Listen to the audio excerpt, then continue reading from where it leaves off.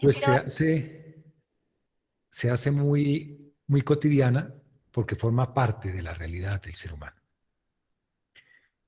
El día de hoy vamos a estar revisando de una manera muy sencilla algo que nos invita, nos exhorta a cada uno de nosotros a hacer de alguna manera eh, tal vez una autoevaluación que nos permita indagar, nos permita tal vez concluir qué cosas de pronto estamos haciendo de una manera no tan adecuada y que por esto podamos estar nosotros eh, de alguna forma inmersos en una circunstancia que se podría superar de una manera adecuada y sin tanta complicación.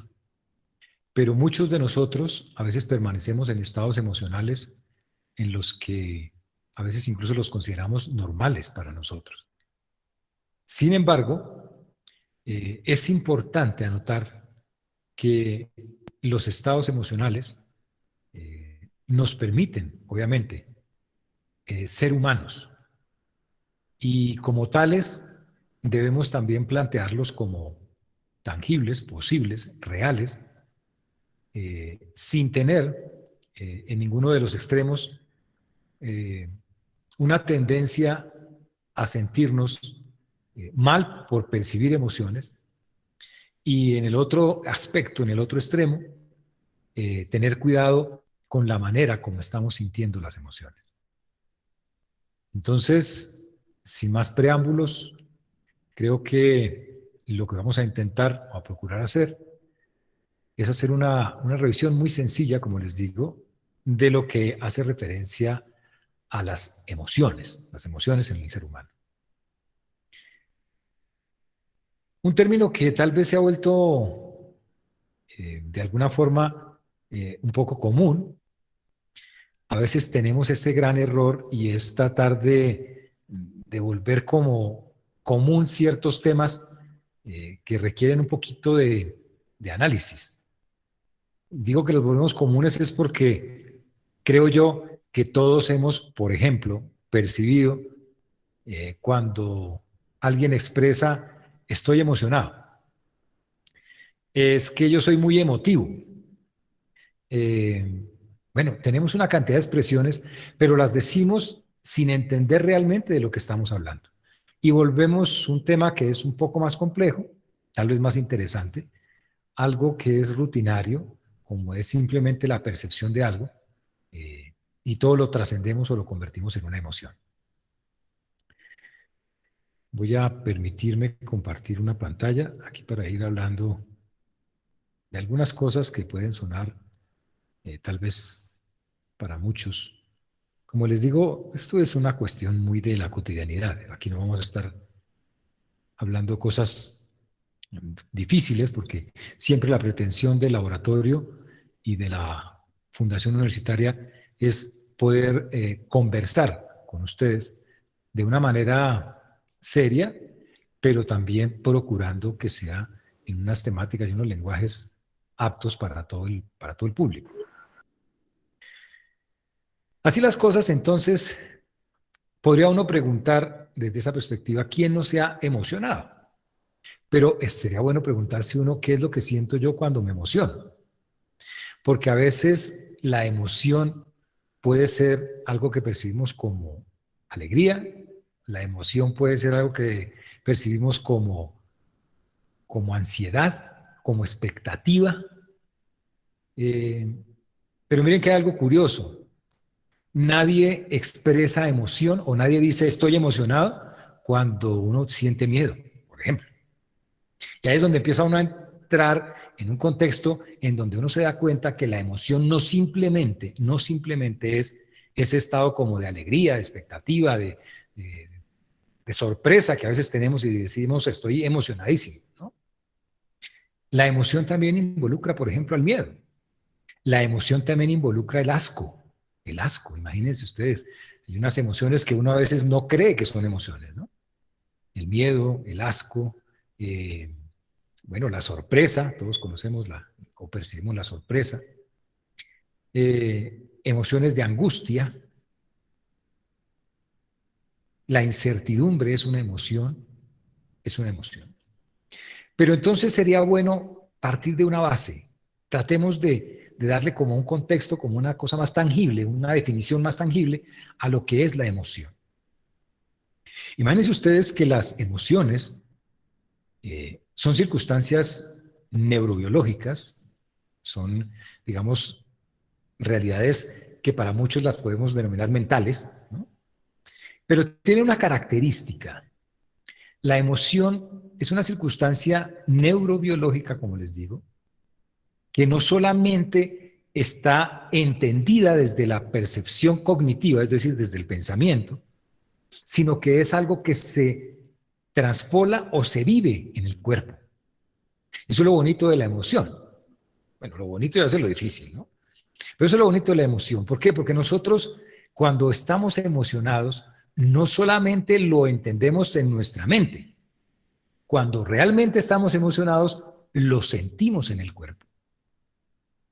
Y por eso cuando uno está bajo la emoción del miedo, ¿quién no ha sentido miedo? Y cuando uno está con miedo, uno puede sentir temblor de sus manos, puede sentir sudoración, se acelera el corazón, taquicardia, puede haber dificultad para respirar. Y des en cuenta que todas esas cosas que aparecen son en el cuerpo una manifestación o una expresión de un estado emocional. Eso es algo que hay que tener muy claro. Uno puede tener un pensamiento, pero muchas veces el pensamiento no lo pone en el cuerpo. Yo puedo estar pensando en este momento que mañana me voy para, qué sé yo, para un viaje. Pero eso ni siquiera ustedes lo notan. Ustedes no saben con mis expresiones que yo mañana me voy de viaje. Notarían algo en mi realidad si ese sentir, si ese pensamiento del viaje genera en mí una emoción. Por ejemplo, yo puedo estar con miedo mañana o puedo estar sintiendo miedo por lo de mañana porque el viaje es en avión y yo le tengo miedo a volar. Y de pronto ustedes van a empezar a observar en mi realidad corporal esa manifestación del miedo. Es posible que yo no les diga a ustedes que tengo esa emoción. Eso es todavía más llamativo. Yo no les digo a ustedes que estoy con miedo, pero les aseguro que el 100% de los que están viéndome, si me vieran con miedo, entenderían que estoy con miedo. ¿Y saben por qué? Porque es que la emoción ha sido un desarrollo que ha tenido el ser humano desde sus primeras etapas de existencia en el mundo. Estamos hablando de millones de años. Desde aquellas épocas en que nuestros primeros seres, digamos que fuimos nosotros, los primigenios en este mundo, se gestaron, ellos desde esa época manifestaron la emoción, manifestaron la emoción. ¿Por qué? Porque la emoción les permitió, ojo, les permitió dibujar en el cuerpo, permítame una expresión como tan sencilla, pero les permitió dibujar en su cuerpo una necesidad o una alerta. Las emociones han sido desarrolladas de forma evolutiva por el ser humano. ¿Saben para qué? Para sobrevivir. Es decir, que las emociones fueron producto de una necesidad que tuvieron nuestros antepasados hablamos de millones de años, y que tuvieron que plasmarlas en el cuerpo, porque de esa manera también podrían alertar a otros de las especies cercanas. Si ustedes me permiten, voy a intentar ser un poco básico y didáctico. Yo sé que de pronto algunos de ustedes conocen muchísimo de esto y de pronto pensarán que estoy hablando cosas demasiado sencillas, pero es en pro de que todos podamos tener un contexto compartido. Imagínense ustedes que yo intento pintar aquí o dibujar de una manera muy didáctica el cerebro. El cerebro. El cerebro es una estructura que ha venido evolucionando. Ojo, evolucionando a lo largo de la vida del ser humano. No todos los seres humanos han tenido este desarrollo que tenemos actualmente en el cerebro. Bueno, aunque existen algunos que parece que no tuvieran desarrollo cerebral, pero bueno, digamos que el cerebro concebido como actualmente se concibe es una estructura que ha tenido un proceso de desarrollo a lo largo de la historia. Y esto ha llevado a que el cerebro como lo vemos actualmente sea un cerebro como este. Ojo, por didáctica lo voy a pintar así, pero no es real. Pero imagínense ustedes que lo último que se ha gestado en el cerebro es algo que yo voy a tratar de pintar con esta línea roja. Imagínense ustedes, ojo, esto como les digo es didáctica. Entonces, esto que estoy pintando con líneas rojas es lo último que se gestó en el cerebro nuestro, que es lo que llamamos corteza cerebral. La corteza cerebral es la región cerebral más nueva que tenemos los seres humanos. Y más nueva es que lleva cientos de miles de años ya desarrollada. Pero antes de que existiera la corteza, existía cerebro, pero era un cerebro sin corteza. Y entonces era un cerebro, voy a pintarlo ahora en otro color, voy a hacerlo más pequeñito, imaginémonos esto. Lo que estoy pintando en azul era lo que había antes de que existiera la corteza, existía un cerebro que tenía dos regiones. Ojo, aquí no se me van a perder. Esta que estoy pintando en amarillo, que es la más central para la didáctica del dibujo, ¿no? Y la azul. Pero lo primero que existió fue lo amarillo. Es decir, que el cerebro en sus primeras fases de existencia era una estructura muy pequeña que se encargaban, ¿sabe de qué? Se encargaba el cerebro de regular la frecuencia cardíaca, la frecuencia respiratoria, el apetito, todo lo que son las funciones básicas vitales de los seres vivos. Para el caso del ser humano, las funciones vitales del ser humano. Es decir, que gracias a ese cerebro primario es que nosotros tenemos un corazón que late a la frecuencia que late, respiramos a una frecuencia determinada, tenemos una temperatura determinada, también tenemos apetito a ciertas horas del día, etcétera, etcétera, etcétera. Por eso a ese cerebro primario, al primero que existió, algunas escuelas de neurociencia lo denominan como el cerebro fisiológico o de las funciones vitales. Ese se encarga de las funciones vitales. Posteriormente, debido al desarrollo que tuvo el ser humano, se empezó a desarrollar este cerebro que pinté en azul. Un cerebro que, acompañando al que ya existía, que es el amarillo, empezó a tener unas características. Y esas características fueron las que dieron origen a las emociones. ¿Y qué hacía el cerebro emocional? ¿Por qué se generó el cerebro emocional? Una de las teorías más importantes, o de la que más, digamos, se acepta su realidad, dice que como el ser humano en los primeros momentos para poder vivir necesitaba cuidarse, ¿cierto? Uno tiene que tener cosas que le permitan vivir y evitar cosas que lo lleven a morir.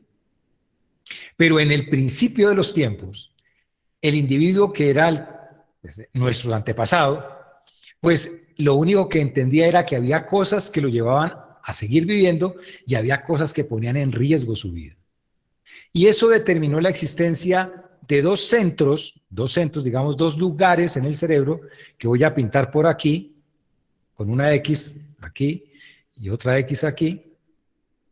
Dos lugares. Un lugar se encargaba de decirle al individuo o de informarle que lo que estaba haciendo, en donde se encontraba, lo que comía, etcétera, era algo que lo llevaba a vivir. Es decir, era como un centro que le informaba que todo estaba en orden. Y había otro centro, vamos a pintarlo del de este lado, que se encargaba de decirle que hay cosas que lo ponen en riesgo. Hay cosas que usted debe evitar, hay cosas de las que se debe alejar, hay cosas que usted no tiene que probar, porque donde haga eso se va a morir. Entonces, el individuo de alguna forma su vida giraba en torno a ¿qué? buscar cosas que le permitieran vivir y alejarse de cosas que lo llevaran a morir. Esos dos centros tienen un nombre desde la neurobiología y eso se conoce como los centros de recompensa y de castigo en el cerebro.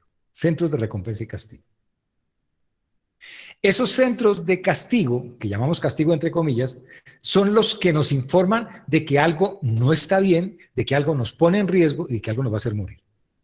Y eso entonces nos va a llevar a que busquemos rápido una solución. ¿Y cuál será la solución? Vamos a imaginar que yo estoy enfrente de un dinosaurio grandísimo, me va a devorar, y en ese momento yo estoy sintiendo que hay algo enfrente de mí que puede acabar con mi vida. ¿Qué tengo que hacer? O lucho, ¿cierto? O corro. Y para eso tengo que activar mi cerebro fisiológico, es decir, el amarillo. ¿Tengo que activarlo para qué? Para que aumente la frecuencia cardíaca, aumente la frecuencia respiratoria, contraiga mis músculos y corra, hermano. Usted tiene que correr porque tiene que salvarse. Y empiezan a unirse dos cerebros a trabajar en grupo, en conjunto. Y el cerebro azul, que estoy pintando en azul, es el que se encarga de hacer como el escaneo del entorno del individuo y observar qué cosas son aptas o no aptas para su vida. Y es así como empiezan a generarse las emociones. Esta que les acabo de contar, esta de que el individuo percibe que algo no está correcto y que tiene que correr, esa se denomina miedo. El miedo, algunos consideran, tal vez es de las más antiguas emociones que tiene el ser humano. Y por eso cuando ustedes tienen miedo, ustedes sienten que su corazón se les va a salir. Sienten que les tiemblan las piernas, se ponen pálidos. Todo eso que les pasa en su cuerpo es una información del cerebro azul diciéndole al cerebro amarillo, hermano, aquí hay que correr o hay que luchar, pero hay que salvar la vida. Ese es el ejemplo tal vez más sencillo de entender cómo la emoción, siendo algo que teóricamente es como mental, trabaja mucho en el cuerpo, porque el cuerpo tiene que estar activo para poner a salvo al cuerpo.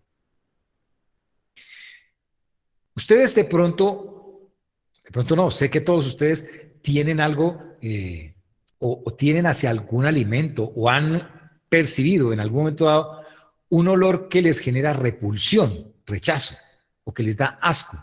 Cuando uno mira ciertas cosas, sobre todo de los alimentos, pues le generan asco. El asco también es algo que el individuo ha montado en su cerebro para alejarse de todo aquello que le puede hacer daño. Y hay muchas cosas a las que les tenemos asco que definitivamente nos alejan y eso nos pone, digamos, en protección de morir. Por ejemplo, si ustedes van a comerse un alimento y el alimento está putrefacto, el olor a la putrefacción, obviamente genera en el cerebro algo que es el rechazo inmediato. A cualquiera que le sirvan un plato de comida que esté terriblemente putrefacto, lo primero que va a hacer es rechazarlo. Y des en cuenta que rechazándolo, lo que hace es no ingerir un alimento que por su estado de putrefacción puede estar, digamos, invadido de bacterias. Y si yo me comiera ese alimento, voy a correr con el riesgo de sufrir, por ejemplo, una gastroenteritis bacteriana que podría poner en riesgo mi vida. Así podríamos quedarnos más de una tarde hablando de las emociones. Las emociones.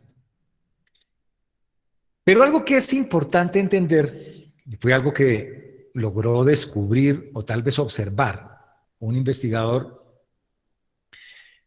Paul Ekman se llama él, es lo siguiente. Todas las manifestaciones físicas de las emociones, el ser humano las tiene como muy estandarizadas. Es decir, que si ustedes tienen miedo, yo sé que ustedes tienen miedo.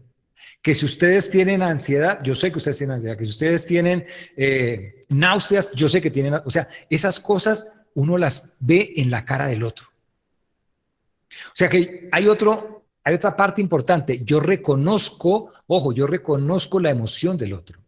¿Por qué? Porque cuando yo veo la expresión que tiene el individuo, esa expresión ya está como preestablecida y esa expresión en mi cerebro indica que ese individuo siente algo que yo sé que es lo que siente. Digamos que esto tiene otro aspecto que es la neurona espejo, una neurona, digamos unos tipos de neurona que se llaman espejo. ¿Por qué? Porque son los que me permiten a mí, mirando al otro, saber lo que el otro siente o puede estar percibiendo en un momento determinado. Un ejemplo sencillo. Imagínense ustedes que estamos en la Copa América, que está tan de moda en este momento, y entonces vamos a jugar contra Uruguay el próximo sábado o domingo, y estamos definiendo el paso a la siguiente ronda frente a Uruguay y nos toca cobrar un penalti. Lo va a cobrar Cuadrado. Todos hemos vivido esa circunstancia. Un jugador frente a una pelota a disparar a un arco para hacer un gol y los que estamos viendo el partido estamos tensionados, ¿cierto? Estamos todos angustiados. Uno dice, yo no quisiera estar en el pellejo de ese jugador, ojalá lo haga. Uno está tratando de también activar su pierna para pegarle, o sea, todos estamos como tratando de pegarle al balón y todos sabemos la angustia que siente esa persona. ¿Por qué? Porque lo vemos y lo percibimos en la expresión del individuo. ¿A quién no le ha pasado que si ve, por ejemplo, caerse a alguien y darse un golpe fuerte y uno siente el golpe del otro, o sea, percibe la sensación? Eso es algo que sabemos todos los seres humanos, pero que se ha logrado transpolar o digamos transmitir de todas las generaciones en todas las generaciones. El estudio que hizo este investigador, Paul Ekman, demostró que si yo le muestro, y lo hizo con unas tribus en África que no tenían contacto supuestamente con una sociedad cultural distinta a la de ellos, y les mostraba una imagen de una cara con una expresión de miedo, aquellos personajes de esa tribu decían que la persona estaba con miedo. Es decir, uno reconoce las emociones en el otro. Entonces, la emoción se vuelve un lenguaje fundamental para nosotros los seres humanos, sobre todo para montar sociedades. ¿Por qué? Porque yo sé que ustedes, de pronto, cuando van por la calle o cuando están en su casa, si alguien no está bien o del todo bien emocionalmente, ustedes se dan cuenta que esa persona no está bien. Ustedes dicen, por ejemplo, está como de mal genio, está como triste.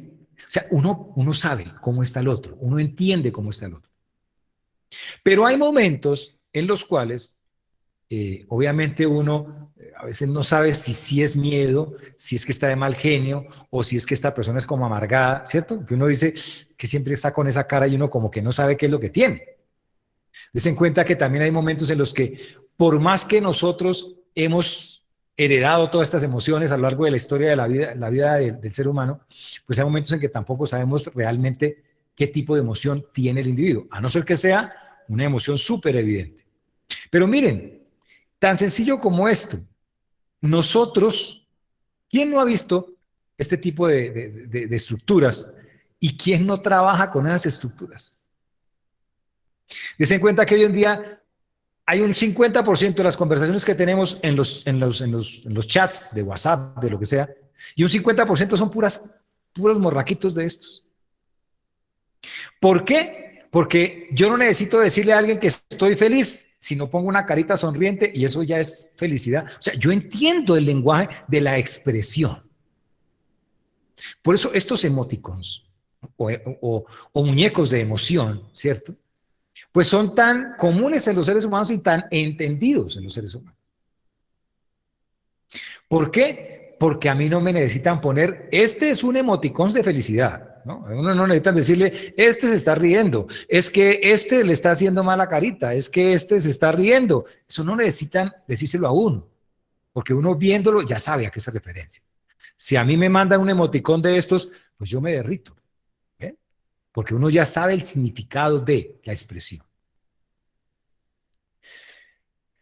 Ahora, la gran dificultad, tristemente, que se tiene o que se ha venido descubriendo que se tiene en la sociedad es que a nosotros no nos dejan expresar nuestras emociones.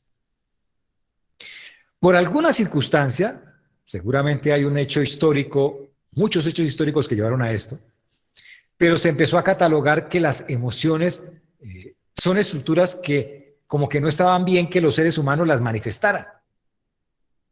¿Y saben por qué? Porque si uno manifestaba una emoción, de pronto generaba o mostraba debilidad ante el otro. ¿No les han dicho a ustedes de pronto en alguna oportunidad, no le dé gusto, no le vaya a mostrar la cara, pues no, usted trate de estar bien, haga cara de feliz así se esté muriendo del dolor, porque es que no hay que darle gusto? O sea, nos enseñan dizque, a ser insensibles, porque eso es mejor que ser humano. O sea, el ser humano no es lo correcto es ser inhumano, o sea, no tener capacidad de tener una respuesta ante un estímulo. Y eso se ha venido acumulando, esto se ha venido manejando de una manera, o se ha vuelto tan común el manejo de ocultar la emoción, que vamos a hablar de lo que nos corresponde a nosotros, porque pues las generaciones que ya pasaron, ni modo, pero lo que nos corresponde en este momento es tan común que en la actualidad un alto porcentaje de la sociedad del mundo no manifiesta las emociones, se las guarda, se las reserva. Es más, se las prohíbe. Si a mí mi pareja me deja, me abandona, yo tendría que llorar porque es que estoy perdiendo algo que amo, algo que quiero. ¿Cómo no voy a estar triste? ¿Cómo no voy a manifestar esa emoción? Y no, lo correcto es, usted ni se mosquee. Para eso hay más mujeres. Usted no tiene por qué dar el brazo a torcer, no le dé gusto. Des en cuenta que es algo de pretender insensibilizar al ser humano. Primer y craso error. Nosotros debemos manifestar las emociones. ¿Y saben por qué? Porque quien no manifiesta las emociones acumula una cantidad de sentimientos que son diferentes a las emociones, una cantidad de sentimientos que después se convierten en problemáticas emocionales y mentales para el individuo. Por eso uno a veces ve personas, como las llamamos, amargadas, vemos a personas frustradas, vemos a personas rencorosas, con odio, bueno, qué sé yo, con una cantidad de manifestaciones emocionales que no son las correctas, no son las correctas. Yo puedo sentir rabia en un momento dado, rabia, hablo de mal humor, ¿no? Yo puedo estar indignado con una circunstancia y tendría que expresarlo y decirlo. Pero es que ni siquiera eso se puede. Hoy en día se le prohíbe a uno que haga un acto de manifestación de que estoy indignado por algo. Cuando nosotros no le damos el manejo adecuado a la emoción, empezamos a tener unas problemáticas que ustedes ni se imaginan. Ha sido tan importante el tema del manejo de las emociones que hoy en día, digamos, en las esferas, en los ámbitos eh, académicos y en los ámbitos médicos y psicológicos, hoy en día ya se está trabajando con algo, y sé que ustedes lo han escuchado, eso ya se ha vuelto casi que cotidiano, y es hablar de la educación emocional. ¿Mm? ¿Por qué? Porque se pretende que el individuo tenga inteligencia emocional. Inteligencia emocional. Y ahí es donde viene la gran, digamos, el gran reto, ¿no? ¿Por qué? En Europa, por ejemplo, están utilizando mucho el uso de la enseñanza y del que el niño, por ejemplo, desde pequeños, el niño en sus hogares, en el colegio, descubra, entienda, perciba, comprenda su emoción. Comprenda su emoción. Es que no hay peor cosa que al individuo no le permitan entender su emoción. Cuando a un individuo no le permiten, cuando a un individuo no le permiten entender su emoción, perdón, es que aquí se abrió un micrófono. Gracias. Cuando a un individuo no le permiten sentir o vivir su emoción, pues obviamente que el individuo siente que él no puede ser lo que realmente quiere ser. Aquí no se trata de que la gente haga lo que se le venga en gana, no. Pero sí lo correcto es que el individuo empiece a comprender por qué siente lo que siente y que lo que siente no es incorrecto. Imagínense ustedes, a un niño, a los 4 años, le regalan un carro y jugando con el carro se le cae el carro y se rompe el carro. Y el niño llora porque se le rompió su carro. Uno debería entender al niño y hacerle ver al niño que uno entiende que él está llorando porque perdió un artículo que quería. Pero muchas veces hacemos lo contrario. Muchas veces lo que hacemos es regañar al niño, decirle no sea tonto, ¿para qué llora por una bobada? Es un simple carro, mañana le compro otro. Es que no es el cuento de reemplazarlo. Es el cuento de que está perdiendo algo que es de los afectos del niño. Y uno debería hacerle entender que lo que percibe es correcto. Por eso, más adelante, no cuando pierda un carrito de juguete, sino cuando pierda al ser amado, también tiene derecho a llorarlo, porque es algo que está perdiendo de su realidad. ¿Ve? Pero cuando empezamos desde pequeño a frustrar el sentir del niño, a decirle que no sea tonto, que no sea lloretas, que es que no sea tan bobito, que es que no sea... Ese tipo de cosas hace sentir que cuando el individuo percibe una emoción, es incorrecto para el ser humano. Y el pensamiento incorrecto de que las emociones son incorrectas lleva a la postre a generar individuos con altos grados de frustración y poca probabilidad de expresar correctamente lo que quiere. Por eso muchas veces cuando uno quiere expresar algo, uno no sabe ni siquiera qué es lo que quiere. Hoy en día uno a veces pregunta a gente que tiene una cantidad de problemas y uno les pregunta, ¿pero por qué está así? Pues yo no sé, es que eso es como un estado ahí todo raro que yo ni sé por qué es que estoy así. Cuando si desde pequeño yo entiendo que hay momentos en los que yo puedo sentirme con miedo, hay momentos en los que yo puedo sentirme con rabia, hay momentos en los que yo me puedo sentir con felicidad, pues eso es algo lógico por lo que yo estoy viendo y viviendo. Ahora, existen casos, ojo, hablo de casos de patología, en que uno no podría decir que eso es normal. Claro, si yo veo, por ejemplo, al niño que está feliz porque ve cómo matan a su mamá, pues eso es una cosa, de hecho se dan patologías mentales que son así. Pero eso no sería lo convencional, lo correcto. Lo correcto sería que yo estuviera llorando, sufriendo, angustiado, con pánico, qué sé yo. Eso es lo más lógico. ¿A cuántos de nosotros nos han enseñado a que sentir miedo no es correcto?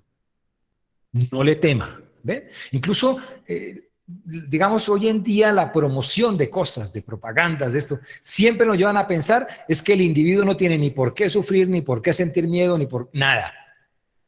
Desen cuenta que nos están metiendo el cuento de que la sociedad, de que el buen vivir no permite, ojo, no permite sentir ni miedo, ni dolor, ni frustración, no permite eso. Siempre nos montan unos modelos de perfección, perfección entre comillas, porque eso no es perfecto, ¿no? Pero nos montan unos modelos que nos dicen, es perfecto aquel que vive sonriendo todo el día, nunca llora, tiene todo a sus pies, ese es el perfecto, cuando eso no es real.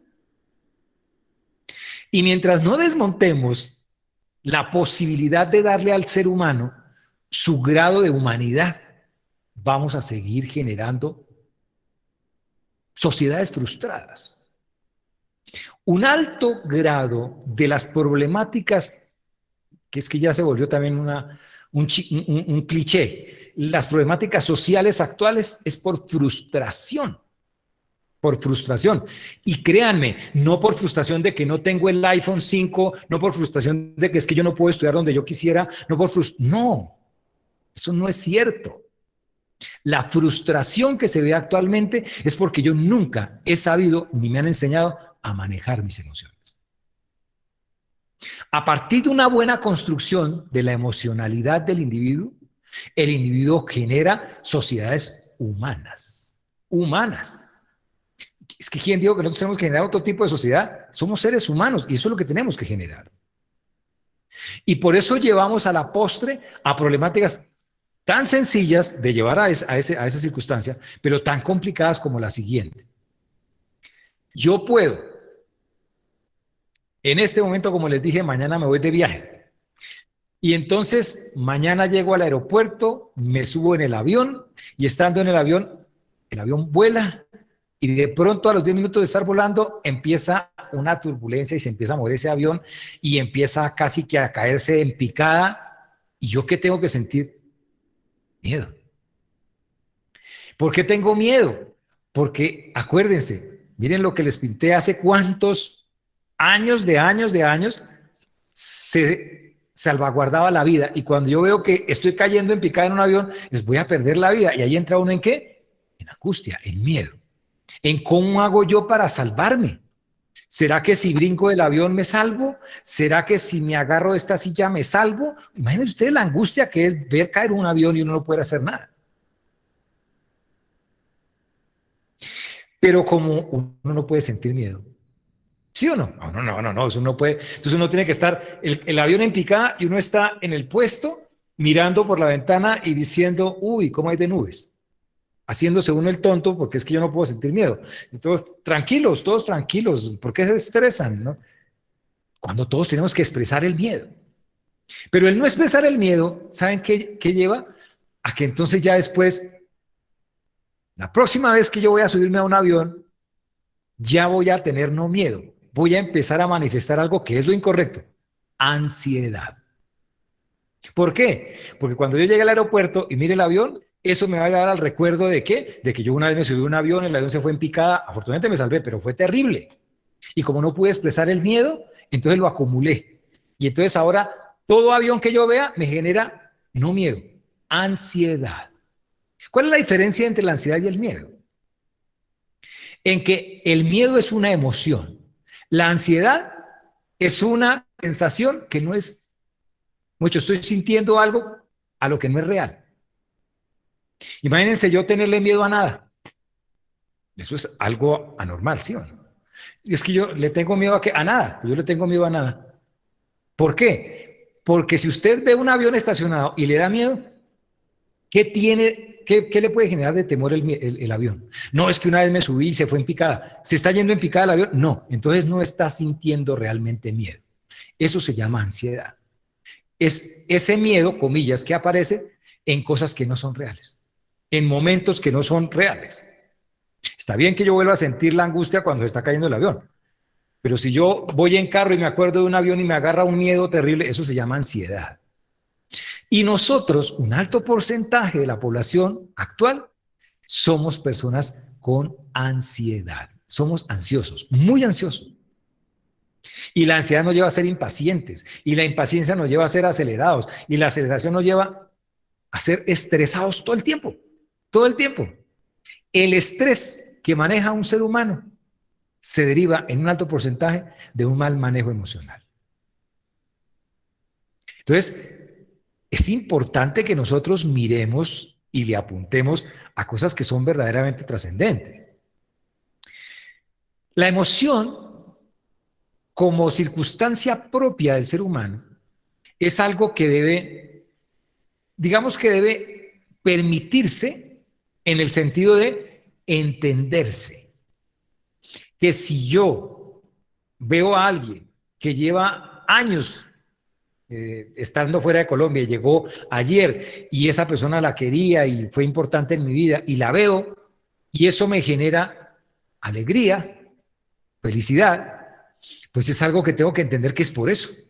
Todos ustedes lo saben, todos ustedes lo viven. ¿Quién de ustedes no ha sentido alegría extrema? ¿Quién de ustedes no ha sentido eso que llama uno como éxtasis cuando uno logra algo que uno ha soñado, que no? Eso hay que sentirlo y hay que vivirlo. Y ojalá expresarlo. Es bonito tener uno, la persona, pero por lo menos sentirlo. Y si no hay alguien a quien decírselo, por lo menos usted dígaselo. Qué feliz me siento de haber visto a esta persona. Dígaselo. Pero si usted tiene a alguien, compártaselo. ¿Por qué? Porque de esa manera también le da validez a su sentir. Y eso hace que empiece usted a percibir correctamente, a sentir correctamente la emoción y a vivir correctamente la emoción.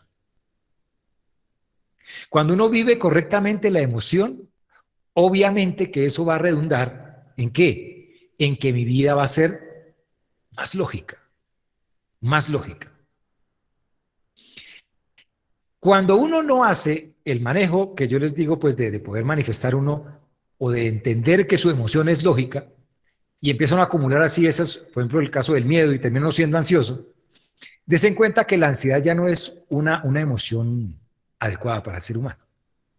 Si alguno de ustedes es ansioso, va a entender por qué se lo digo. Nosotros, como les digo, un alto porcentaje somos ansiosos y somos ansioso-depresivos, para terminar de hacerla, pues. Y todo nos genera ansiedad, todo nos genera ansiedad. Voy a presentar un examen, estamos ansiosos. Mañana tengo una prueba, estamos ansiosos. Tengo que decirle algo a alguien y tengo una ansiedad terrible. Y entonces hacemos unos eventos en la vida, como les decía al iniciar esta charla, que pudiendo ser sencillos, se nos convierten en unos problemas mayúsculos. Ustedes se imaginan lo que es, mañana tengo que hablar con mi jefe y tengo que decirle que no voy a poder asistir a una reunión que programó porque pues tengo una dificultad. Y ¿cómo le digo? Y entonces, ¿cómo voy a hacer? Y no, eso, ¿qué tal me meta yo en un problema? ¿Y qué tal? Y uno empieza a imaginarse, eso se llama preocupación. Antes, ocupación. Ocuparse de algo que todavía no ha pasado. ¿Y por qué lo hacemos? Porque estamos metiendo un miedo, ojo, un miedo falso, a algo que no ha pasado. Eso se llama ansiedad. Y es porque nunca aprendí a manejar y a entender mi emoción. Si yo entiendo que el miedo es una emoción que aparece en una circunstancia específica y lo vivo en esa circunstancia específica, créanme que yo no voy a estar con ansiedad. No voy a estar con ansiedad. Pero cuando yo lo que hago es ocultar el miedo, lo guardo, lo reprimo, no lo muestro, va a llegar un momento en que yo no voy a saber cuándo es que tengo que aplicar esa emoción del miedo y a todo me va a dar miedo. Por eso se dice que la persona que es ansiosa es preocupada, se ocupa de cosas antes de que suceda. Son personas que viven como enfocadas en el futuro, como viviendo en lo que va a pasar mañana. Es que yo tengo que prepararme para lo que va a pasar en un año. Es que yo no sé cómo ir a hacer dentro de 15 días. Es que yo no, y uno vive como trabajando es en pro de lo que va a pasar. Y en este momento, la vida, en este momento, está sucediendo realmente. Pero esa no la estoy viendo yo, porque yo estoy viendo es el futuro. No es que uno no pueda proyectarse, ojo. Lo que no es bueno es vivir en el futuro, porque el futuro no existe. No existe el futuro. El futuro es una circunstancia temporal que dice que va a llegar mañana para nuestro concepto cognitivo de pensamiento. Mañana es futuro. Y yo estoy pensando en lo que va a pasar dentro de 15 días. Yo estoy con un miedo de que nos gane Uruguay. Van a jugar hasta dentro de 4 días. Y yo ya estoy con miedo si no ha pasado nada. Vivir de esa forma no es correcto. Y eso genera una cantidad de problemas, no solo mentales, ojo.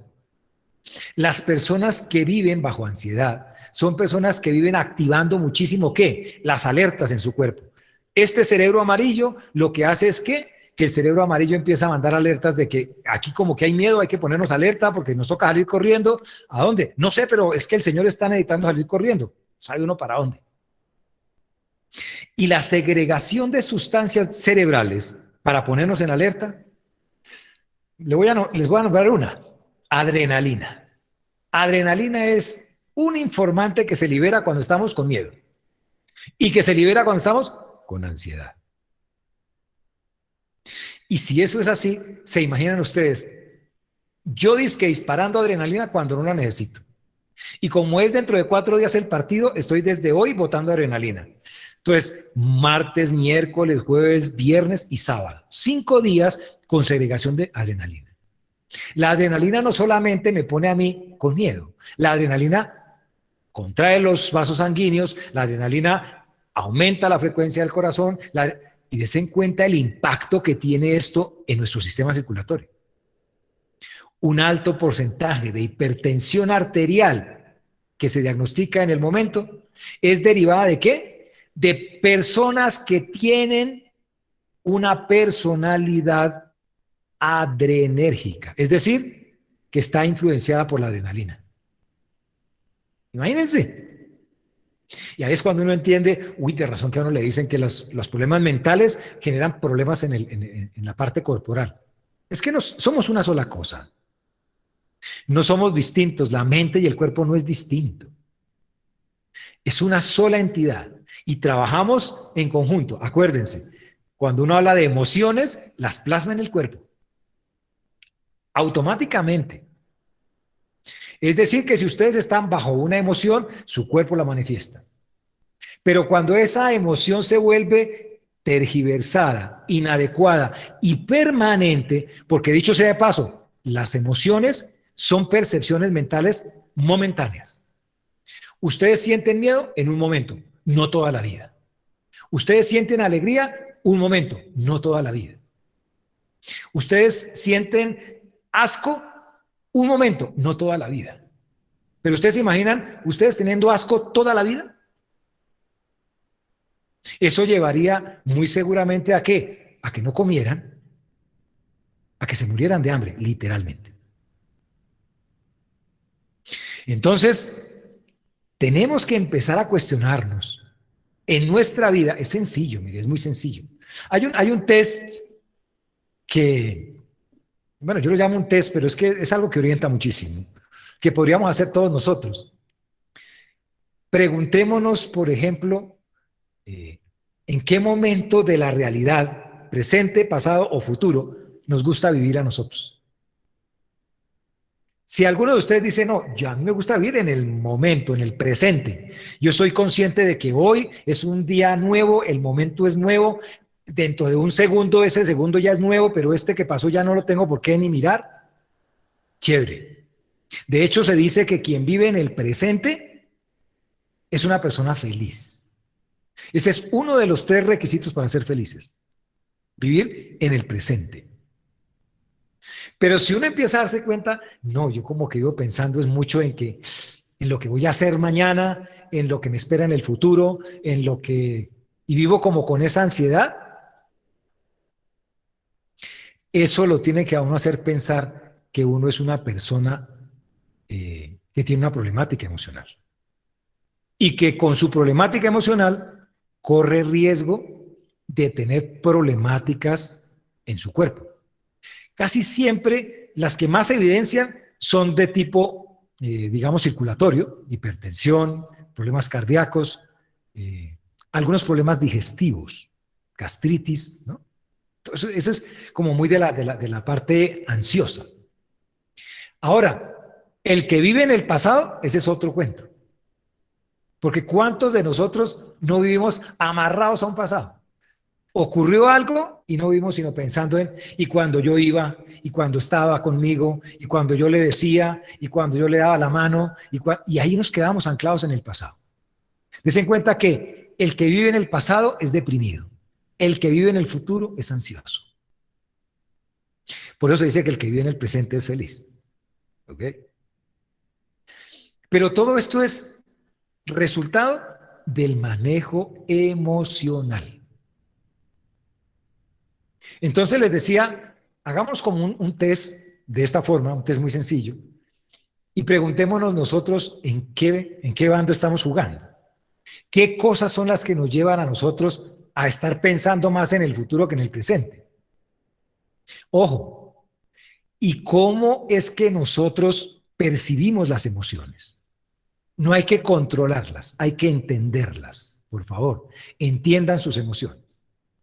Y si ustedes perciben que hay emociones que como que no les causan bienestar, habría que preguntarse uno, ¿por qué esa emoción no me sienta bien? ¿Por qué yo no percibo agrado con esa emoción? Y eso va a empezar a que ustedes, si no lo han hecho, redescubran su realidad emocional. Redescubrir la realidad emocional les va a hacer a ustedes un beneficio que ni se imaginan. Porque además ustedes se van a sentir humanos. Se van a sentir, no es malo sentirse vulnerable, no es malo sentirse feliz, porque esa es la otra, ¿no? Si ustedes sienten felicidad, no falta el que le dice, ay, eso no dura toda la vida, cuidado porque si usted ríe mucho es que va a llorar. Siempre le ponen a uno como la zancadilla, ¿no? O sea, nada es bueno, nada de lo que usted siente es bueno.